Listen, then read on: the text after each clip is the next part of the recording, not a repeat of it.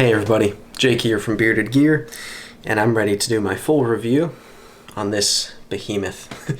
This is the CKF Fif23, I think that's how you say it, Fif23, Fif23, and it is a beast. This knife was loaned to me by Kevin, LeftyEDC, and he was very generous, had this sent directly to me from the buyer from the seller that he purchased it from, because he was borrowing Kyle from DTOM Knives and Gear, who's borrowing his Fif23 when he bought this one and knew I hadn't experienced one yet. So he had it sent to me, and I'm finishing up with it so I can get on its way back to him. But this is an impressive knife. When I did my first impressions on it, that video got a little wacky because I noticed, really while I was filming it, I had heard on it the night before, there was this tiny, almost imperceptible, but little rattle. Turns out that was the lanyard pin back here that was just wiggling a tiny bit. But then after that, while I was filming, I noticed that the whole knife felt a little bit kind of wobbly. Not like blade play wobbly, but like the frame was somehow a little wobbly. And so what I did was, I finished recording that, I messaged Kev and I said, hey dude, here's the thing. And I showed him, and like literally if I grabbed the frame like this, I could kind of wobble it a little bit back and forth, which you should not be able to do. And I showed him and I was like, you cool with me taking it apart a little bit to figure out if I can just tighten it, if it's some internal screws are just loose or whatever it may be, or do you want me to just send it back to you? Because this is a nice, expensive knife.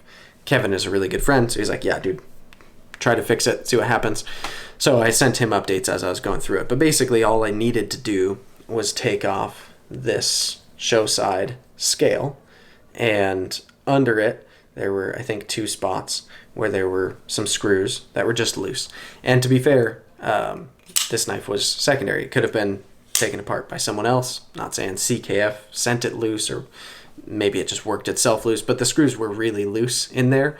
It could only come apart so far though, right? Because those screws couldn't come all the way out since this scale is covering them.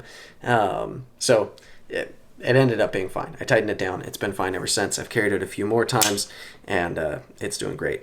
I honestly haven't really cut pretty much anything with this knife. It's just been very like dainty, like paper cutting to see how it feels cutting through something. And I think I've opened 1 or 2 boxes with it, but I haven't even like processed cardboard with it or anything like that. So where we're coming at this one from is less of an in-depth full review based on use, and more just me carrying it a few times, me playing with it a whole lot, and doing enough kind of test little cuts to feel how the edge performs. And the edge performs great. I can tell you just by feeling it. It's a very sharp edge. It's very thin behind the edge.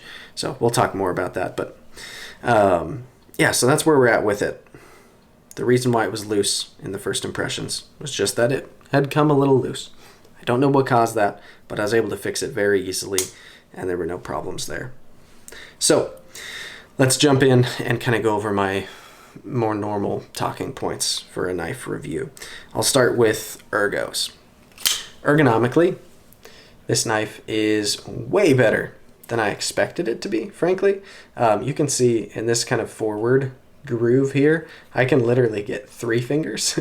I find myself more getting like 2.5, and then this finger kind of landing on the hump there, but it's a very nice, big sized kind of groove up there that really locks me in to this handle and makes the knife feel a little smaller, because that's where it's narrowest on the handle. And my pinky just lands up here on the flat. Even if I were to choke back to where just my pointer finger is in there, and say maybe I was going to be chopping or something, which this is way too pretty of a knife to be chopping with, this handle still feels ergonomic and good. It's like a nice neutral enough shape that no matter where I'm kind of lining up on it, it feels comfortable, and I like that. It feels comfortable as well in a draw cut. I don't know how many people are doing that often, but hammer grip, saber grip, draw cut, all forward are nice. And then we've got reverse grip. Reverse grip feels good to me. I like this knife in a reverse grip. It's kind of a reach to get my thumb up here, but I like that it's a nice spot to put my thumb if I want to. Reverse grip draw cut, pretty comfortable as well. Not amazing, but works. So it's comfortable in a variety of grips. It's, yeah, the Ergos are robust. It is a thick handle. If you look at it this way, it's chunky. And that was like the first thing that I noticed about this knife, honestly, was just how big it is. Maybe the first thing I noticed was the action, because we'll get there. But it's a chonky knife. It's big, and it feels big, and it feels not just like thick, but everything about it feels large. There's a lot of extra handle real estate, and this blade is gigantic, and it's not just long, but it's also tall, and like there's a lot happening here size wise. So it feels big, but it feels comfortable while being big. Let's talk action, because that's what should be talked about on this knife. This knife is a front flipper. That's really the only intended method of deployment. Some people have said that you can middle finger flick it by just pressing on the blade, and it ends up smudging the blade, but it works, I guess. I'm Mr. I want to middle finger flick everything within reason. If with a set of studs or a hole in the blade or a fuller, I can get a good middle finger flick, I love it. This isn't, it's not fun for me to middle finger flick this knife, because it doesn't feel at all designed to do it, and it's not like, I don't know, it's just not like pressing on the blade to do it. It doesn't feel great to me. But front flipping this knife is, I mean, it's one of the greatest front flippers that exists, in my opinion. It's remarkable with how big and heavy that blade is, how easy it is to front flip. And as you can see, as soon as you get past the detent there, which I don't know why CKF doesn't ramp their detents, really wish they did, but once you're past the detent and this thing goes to close, get out of the way, because it will, I don't know, chop heads off of full-grown men if you get them in the way. It's like ridiculously drop shutty. And not only does it drop shut, but in my experience, knives that drop shut this much, right? I feel like a lot of the time they kind of bounce back out, because it's so quick and so authoritative that it's slamming down, and this one doesn't. It just stays right there. The detent sucks it in, and it's remarkable. It is very, very smooth.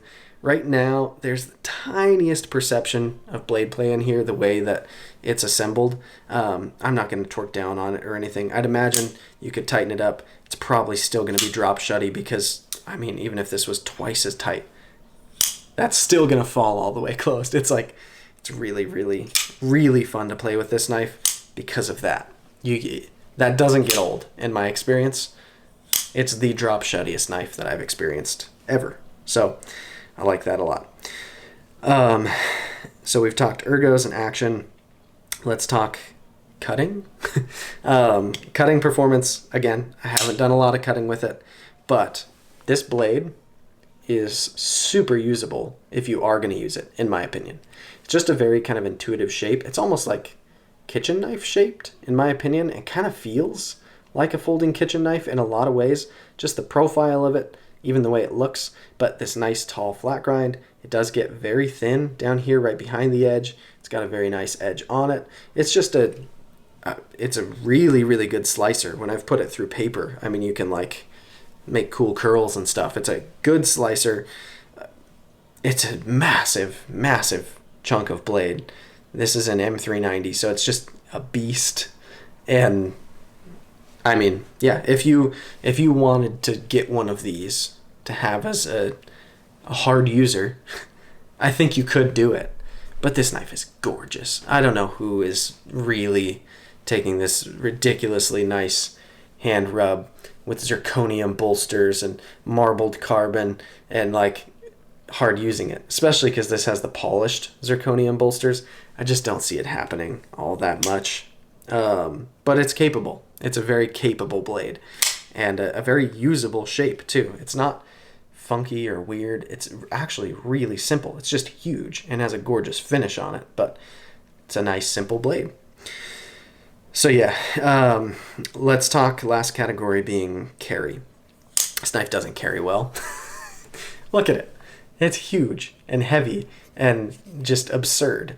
It's like, it reminds me of the knives that I've had that this reminds me most of carry-wise, it's got to be like the Spyderco Subvert, the Danger Banana.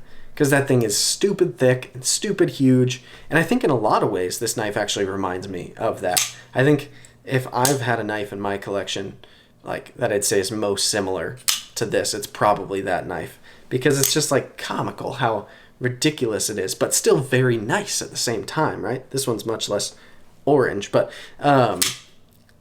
this is thick and heavy and large in pocket. And there's no way around that. That's just the size and the weight, the material selection. The carbon fiber, I'm sure, cuts down a little bit on weight compared to if this whole thing was zirconium or if it was all titanium or whatever. But it's big, it's thick, it's got titanium liners, zirconium everywhere, thick Zerk bolsters, big, thick, giant slab of M390. It's a heavy, hefty knife, and it's big, it's thick. There's like, what's crazy too is there's like on the liners a little bit of weight reduction, but it's a pretty thin liner and there's not all that much material, I guess, that could even be milled out of there, but there is like a little bit of internal weight relief. So I don't know, don't get this knife if you're trying to find a nice cozy knife to put in your pocket. You know the whole time this is in your pocket that it's there. It's not disappearing. It's not playing a vanishing act. It's kind of fun sometimes knowing when you've got a knife like this, that bulge I'm feeling is the Fif23. Like, cool, I'm reminded that I'm carrying something ridiculous. But, yeah, it's not going to be a comfort dream. It's not uncomfortable. There's nothing about it that's, like, super sharp or harsh. It's just heavy and thick. So, that's going to be carry, I guess. So, in terms of, like, how I really feel about this knife, at the end of the day,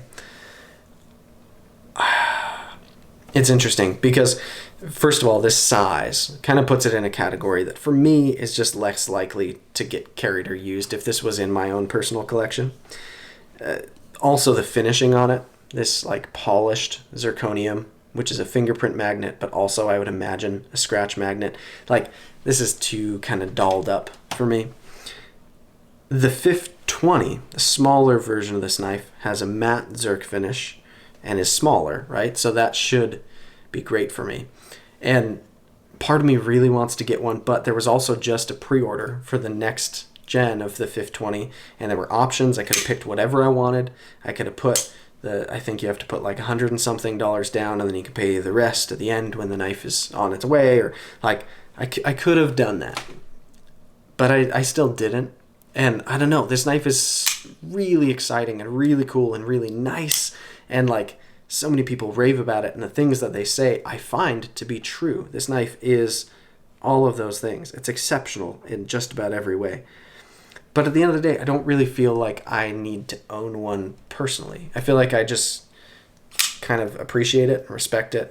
And if someone I'm hanging out with has one in their pocket, yeah, I want to play with it for a few minutes. But I don't feel like even if this was shrunk down to a smaller size, maybe I'll try one at some point and I'll eat my words, but I don't think even if this was a little bit smaller and trimmer that I would feel like I have to have one personally. And maybe part of that too is the more I think about how I feel about front flippers, I'm kind of excited by them, and I find them exciting and fun, and but once I've got them, I find myself wishing they had alternate deployment methods. Like, I want to be able to middle finger flick it with a hole or a slot like Vero, or something, so that I can use my middle finger to deploy it. And beyond that, like, I don't know, I get sick of them relatively quickly, just front flipping.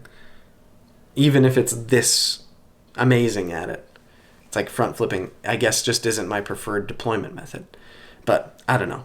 All of that said, I don't want to come down on this knife because it truly is crazy and exceptional and cool, and it's different in a number of ways, and it is the drop shuttiest knife for sure that I have ever experienced. It's just an absolute guillotine, and it's really cool.